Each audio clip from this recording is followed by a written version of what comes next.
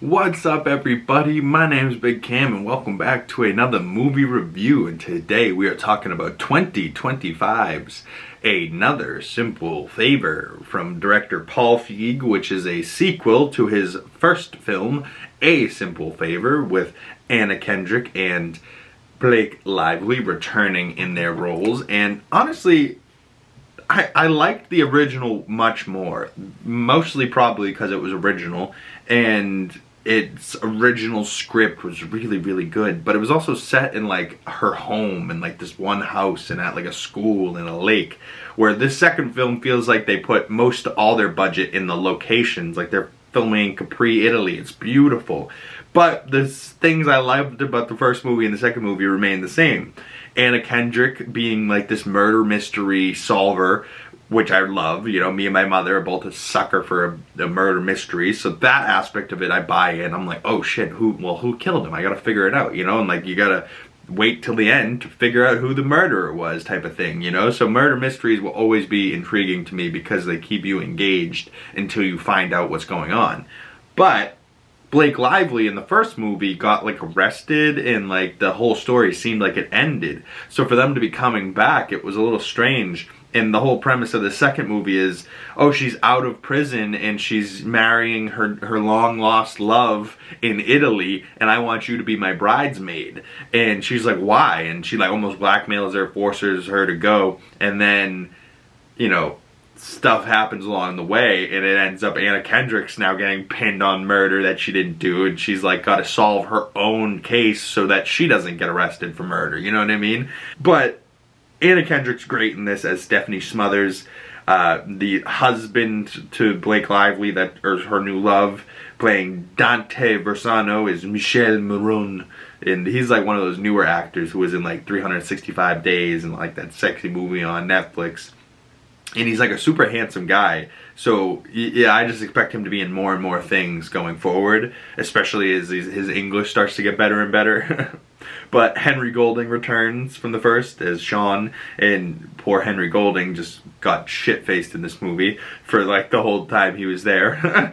Allison Janney's a newcomer, but she's also Aunt Linda, and she's a pain in the ass. There's also Portia, Ellen, Sophia Ricci. Anna Kendrick's assistant, Vicky, was hilarious, and her like friends are wicked funny.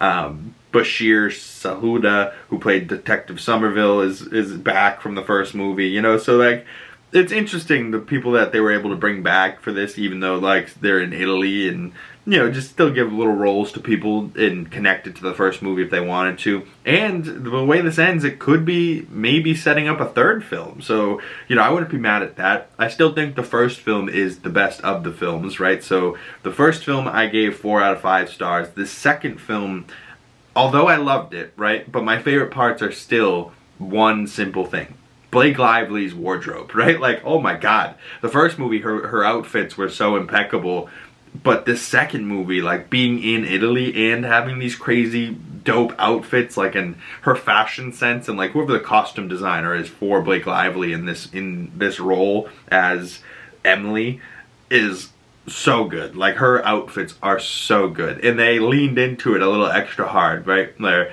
she's at like a funeral, and like one day she's at her wedding and she's in this beautiful white gown, and then the next day is a funeral and she's in this cloaked black outfit. She's indoors, she's got like the sun thing over her eyes, and it's like, what the hell is this bitch doing? You know, like the whole time you're just like, wow, these outfits are so overboard. Then you see her in the next outfit and you're like, wow, that looks great though. You know, like, it's super unnecessary. You know, like every outfit she looks like she's going to like the Met Gala, but she just like is super stylish. You know, like I don't know. Her outfits are phenomenal. The locations in Capri were beautiful. You know, so the movie looked really good. Watching it last night, I really enjoyed it, and I stayed up a little bit too late to watch it.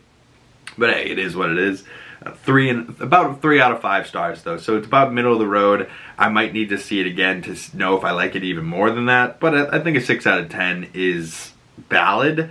especially because it's a sequel, and the first one I did think was better, and the writing in the first one was much better. But the second one, the writing is probably the weak point, but the locations and like the actors still crush it, so it's still a good time. And the twist did catch me off guard at the end. I didn't think that was going to be the twist, and I was like, oh, okay, you know. And then all of a sudden it switches up on you, and you're like, all right, I'm back in. For a while I was out, now I'm back in, you know. Like, but I really enjoyed this film. Comment below your thoughts. This movie is currently streaming on Amazon Prime Video, so go check it out if you have that. And if you haven't seen this, go check it out. If you haven't seen A Simple Favor, the first film, I highly recommend watching that before this. You'll get what's going on and everything, and how all these people connect. But the first film I think is better. The second film is a worthy entry to this now franchise, if there's a third one that comes out in the future. But as much as I don't like Blake Lively, I love Blake Lively for some reason. Like, every time I see her, I'm like, she's so beautiful and I love her. But like, then I hear things about her in real life and the drama that's going on with her, and I'm like, oh boy. But then I see her in all these gorgeous outfits in this movie, and I'm like, God, I love Blake Lively. You know, so I don't know, hit or miss. But thank you guys so much for coming on by. My name's Big Cam. If you'd like to follow my other social medias, links down in the description below. 2 G's in the Big, pretty much anyway. Just look for this face and you'll find me. Thank you guys so much though for coming on by. Please, if you would like to support the channel, the best way to do that is liking this video, commenting down below, subscribing if you haven't already, and if you don't want to miss future videos, make sure you hit that bell so you get the notifications when new videos come out. And my name is Big Cam once again. I will see you beautiful people in the next one. Peace!